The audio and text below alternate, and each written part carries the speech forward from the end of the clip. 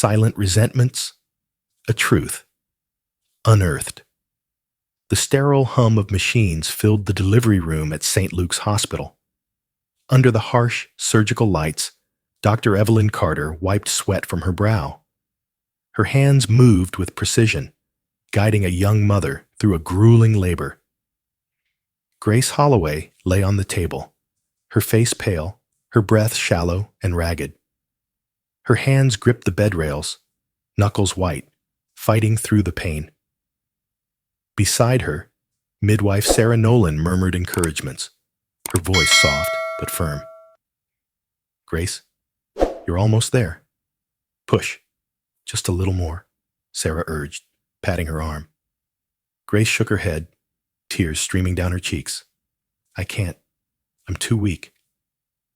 Evelyn glanced at the monitor, her heart sinking as the baby's pulse faltered. "Prepare the vacuum extractor," she ordered her assistant, Doctor. James Pierce. A sudden chill swept through the sealed room, raising goosebumps on Sarah's arms. This was a state-of-the-art facility in Boston. No drafts should have been possible. Grace let out a piercing scream, her body tensing as Evelyn worked swiftly. The baby emerged, slick with blood, and the room fell into an unnatural hush. No cry broke the silence. No wail of life from the tiny form in Evelyn's hands.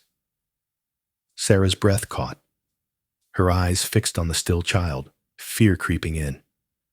The nurses stood frozen, the air thick with dread, time stretching endlessly. Then the baby's eyes snapped open, dark, piercing, far too aware for a newborn.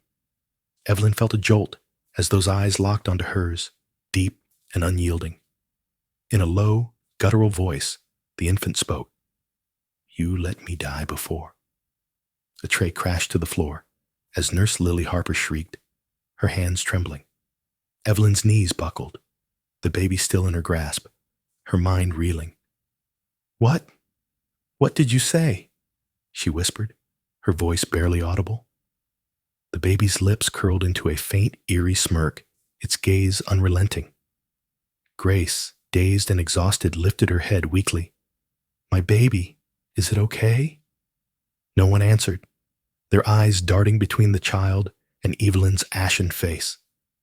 Sarah stepped forward, her hands shaking as she took the baby from Evelyn. "Maybe we imagined it," she muttered, wrapping the infant in a blanket. But Lily clutched her chest, sobbing. "That wasn't imagination. It spoke." James, usually calm, swallowed hard. "Should we call someone? A chaplain?" "Enough," Evelyn snapped, her voice sharp despite the tremor in it. "This stays here. No superstition, no rumors," she said, glaring at them. Sarah placed the baby in the crib, its eyes still wide, watching silently. No cry, no fuss, just an unnerving stillness that chilled the room. Outside, whispers spread among the staff waiting for news of the birth. Dr. Henry Brooks, a veteran physician, entered, sensing the tension. "What's wrong?" he asked, his eyes narrowing at Evelyn's haunted expression. "Nothing," Evelyn lied, turning away, her hands clenching into fists. Henry approached the crib, peering at the baby, his face darkening. "Those eyes," he murmured, stepping back. "Something's not right." Evelyn's voice cut through.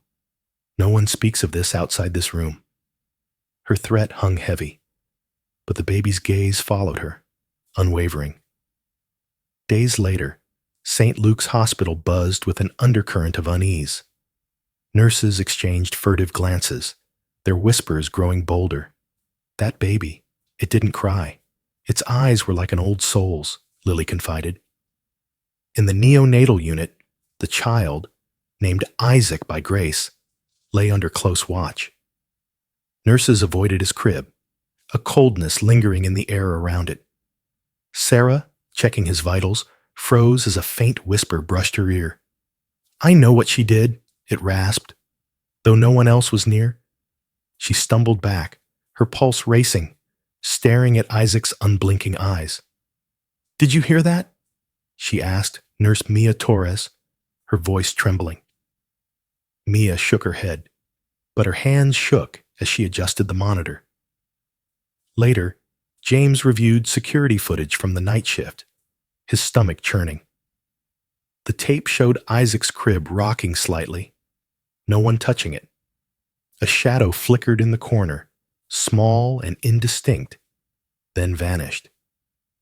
"Evelyn, you need to see this," he said, pulling her into the surveillance room. She watched, her face paling, the shadow's shape hauntingly familiar. "It's nothing, just a glitch," she insisted, though her voice wavered. But the incidents multiplied. Lights flickered, whispers echoed in empty halls. Evelyn couldn't sleep, haunted by Isaac's words, "You let me die before." In her dreams, she stood in a delivery room, blood pooling around her feet. A lifeless newborn stared up at her, its voice accusing. "You failed me." She woke gasping, drenched in sweat, the clock reading 3:14 a.m. every night. At the hospital, an elderly patient, Mrs. Clara Evans, beckoned her over. "You're marked, Dr. Carter," Clara whispered, her eyes sharp with knowing. "What do you mean?"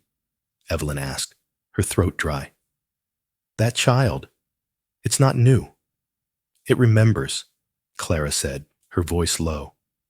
Evelyn turned away, but Clara's words clung to her like a curse. Nurse Mia Torres dug into the hospital's archives, driven by unease. She sifted through old records, her fingers pausing on a file from 20 years ago. Patient, Laura Bennett. Stillbirth. Date, March 14th. Physician, Evelyn Carter. The date matched Isaac's birth. March 14th, exactly 2 decades later. Mia frowned, noticing the file's pristine condition. No corrections, too perfect. She cross-checked Evelyn's signature. Faintly smudged, as if rewritten. Her heart raced as she pieced it together. Something had been hidden. She confronted Evelyn in her office, slamming the file on the desk. "What happened 20 years ago?" Mia demanded, her voice steady. Evelyn flinched, her eyes darting to the file. "It's nothing, just a tragedy." "This isn't nothing," Mia pressed. "The records were altered. Why?" Evelyn stood, her face hardening. "Leave it alone, Mia. You don't understand."